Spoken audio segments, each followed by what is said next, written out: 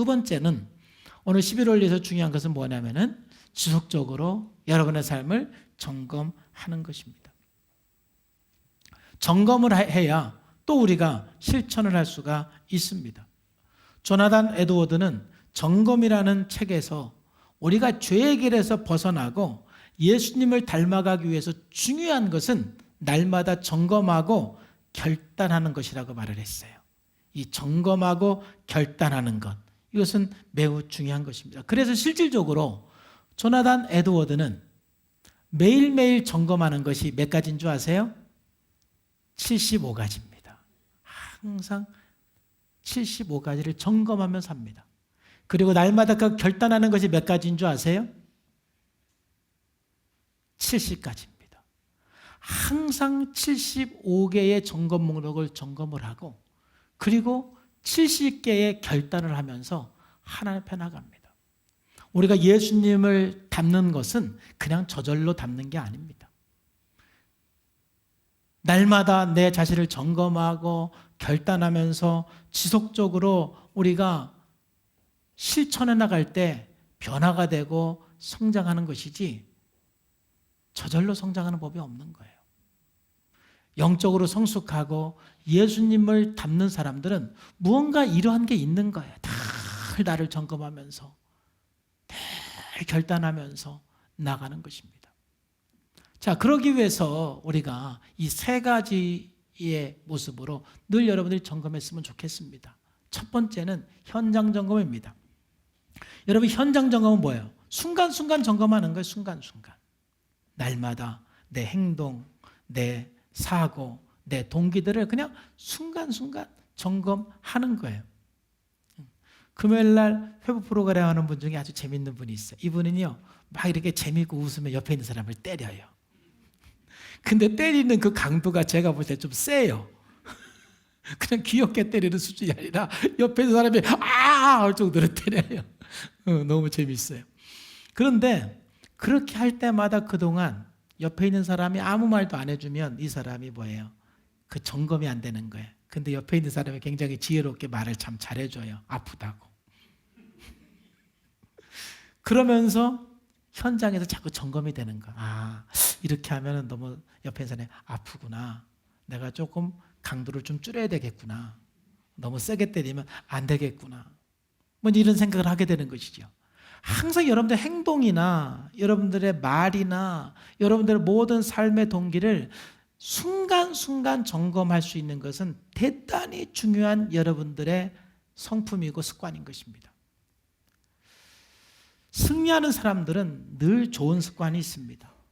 예수님께서도 굉장히 좋은 습관이 있으셨는데 누가복음 22장 39절에 보면은 예수님께서 나아가사 습관을 따라 감람산에 가심에 제자들도 갔다 그랬어요. 여러분, 우리들이 성장을 위해서 가져야 될 좋은 습관은 말씀을 읽는 습관, 기도를 하는 습관, 이런 습관이 있어야 돼요. 그런데 오늘 제가 강조하고 싶은 습관은 여러분 점검하는 습관입니다. 평가하는 거예요. 자꾸 여러분의 삶을 순간순간 점검하고 순간순간 평가를 하셔야 되는 것입니다. 이게 중요한 이유는 사도 바울도 고린도전서 9장 27절에 이렇게 말을 하고 있어요. 고백하고 있어요. 한번 다 같이 한번 읽어볼까요? 시작. 내가 내 몸을 쳐 복종하게 하면 내가 남에게 전파한 후에 자기가 도리어 버림이 될까 두려워. 내가 열심히 살고 열심히 일하지만은 나를 점검하고 평가하지 않으면 오히려 하나님께 버림받는 삶이 될 수도 있다라는 거예요. 그래서 하나님 앞에 내가 지금 잘 살고 있는지, 말씀 앞에서 내가 지금 잘 살고 있는지, 내가 예수님을 닮아가고 있는지 순간순간 나를 평가하고 점검하는 것은 매우 중요한 거예요. 자, 두 번째, 여러분들 일일 점검. 일일 점검은 뭡니까? 하루에 한 번 정도는 꼭 자기를 평가하고 점검을 하라는 것이죠. 여러분들이 일일 점검이 어려우면 제가 최소한 여러분 꼭 일주 점검이라도 꼭 하시기를 주님의 이름으로 축복합니다. 자기 평가, 자기 점검이 없으면 절대 지속적인 성장이 있을 수가 없어요. 하루를 마무리하고 나서 하루를 한번 점검해 보는 거예요. 오늘 내가 어떻게 살았는지, 관계는 어땠는지, 쓴뿌리 반응이 어떻게 나에게 영향을 주었는지, 또 긍정적인 성품은 내가 어떻게 긍정적인 성품을 발휘해서 살았는지 여러분들이 계속 그 점검을 하는 거예요. 점검을 하면서 내가 이 부분은 잘 살았다. 이 부분은 내가 조금 쓴뿌리로 반응했다. 여러분들이 평가가 되는 것이지요. 제가 사실 이 12단계 설교를 주일 오전에 이렇게 설교하게 된 그 이유 중에 하나는 여러 가지 이유가 있는데 그 중에 하나는 뭐냐면은 많은 분들이 목사님 훈수필지 쓰는 게 어려워요. 이런 말들을 너무 많이 하는 거예요. 여러분 훈수필지 쓰는 게 왜 어렵느냐면은 물론 글을 쓰는 그 자체가 어려워서 어려울 수도 있어요. 근데 거의 이 어려운 이유는 뭐냐면은 자기 점검을 안 해서 그래요. 자기 점검을 하면 점검한 내용을 쓰면 점검한 내용을 쓰면 훈수필지가 되는 거예요. 오늘 하루 점검을 하면서 또는 한 주 동안 내 삶을 점검하면서 쓴뿌리 반응한 거 있으면 그걸 쓰면 그게 훈수필지고, 또 쓴뿌리로 반응하지 않고 진리로 반응하고 효과적으로 반응했으면 그거를 쓰면 그게 훈수필지가 되는 거예요. 근데 왜 사람들이 점검하지 않느냐? 기분이 안 좋아서 그러는 거예요. 저도 점검받는 게 싫어요. 우리 집사람은 정말 기가 막히게 제 삶을 점검해 줘요. 설교 끝나고 나면은요, 아주 참 너무너무 예리해요. 그래서 제가 기도합니다. 우리 집사람의 눈을 좀 가려달라고. 왜냐하면 그 점검을 해주면 너무 기분이 안 좋은 거예요. 근데 제가 기분 나쁘게 반응을 해요. 그래서. 근데 속으로는 다 사실 들어요. 그 정도면 그래도 괜찮지 않아요? 속으로는 우리 집사람은 제가 안 듣는 것 같아서 좀 짜증이 날 수 있지만 속으로는 제가 다 들어요. 그리고 제가 생각을 하고 그래 이걸 내가 바꿔야지. 그만큼 다른 사람에게 내가 평가를 받고 점검을 받는다든지 또 내가 내 자신을 평가하고 점검하는 것은 스트레스예요. 그러다 보니까 자꾸 점검을 안 해요. 자신이 없으니까. 그러다 보니까 지속적인 성장과 회복이 안 되는 거예요. 실천이 안 되는 거예요. 여러분 괴로우시더라도 매일 한 번씩 여러분 점검하시기를 주님의 이름으로 축복합니다. 평가하세요. 정말 매일 한 번이 안 되면 일주일에 한 번이라도 꼭 평가하세요. 아까 디모데서 4장에서 본 것처럼 사도 바울이 뭐라고 말했어요?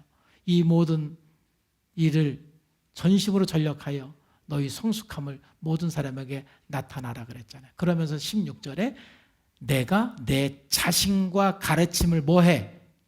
살펴. 살피는 게 점검하는 거잖아요. 살펴야 돼. 항상 내 삶을 살피고 내 행동을 살피고 적어도 하루에 한 번 정도는 이런 시간이 우리들에게 필요한 거예요. 좀 진지할 필요가 있어요. 또 요한계시록 2장 4절에서 5절에 보면은 그러나 너를 책망할 것이 있나니 너의 처음 사랑을 버렸어. 어떻게 하라고 합니까? 그러므로 어디서 떨어진 것을 뭐하고? 이게 점검하는 거예요. 어디서 떨어졌는지 한번 생각해보고 내가 왜 이렇게 됐는지 한번 생각해보고 왜 이렇게 갈등이 심한지 왜 이렇게 문제가 많은지 한번 생각해보는 거예요. 반대로 내가 요즘에 행복하면 내가 왜 행복한지 한번 점검해 보는 거예요. 그럼 그거는 계속 유지할 수가 있는 거잖아요. 내가 평안하면 왜 평안한지 한번 점검해 보는 거예요. 긍정적인 것도. 내 삶에 대해서 적극적으로 우리가 점검하고 평가할 때 우리들은 성령의 음성을 들을 수도 있고 그러면서 지속적으로 우리는 실천해 나가고 성장해 나갈 수가 있는 것입니다. 그리고 세 번째로 우리가 척도 점검이 굉장히 중요합니다. 척도 점검, 척도 평가. 자, 척도 점검은 어떻게 하는 거냐면은 여러분들의 쓴뿌리나 여러분들의 긍정적인 성품을 점수로 한번 매겨보는 거예요. 자, 그러면 여러분들의 그 쓴뿌리 중에 분노가 있으면 내 분노의 쓴뿌리가 지금 이번 주에 몇 점 정도인가 점수를 준다면 강도를 보는 거예요. 강하면 점수가 올라가는 것이죠.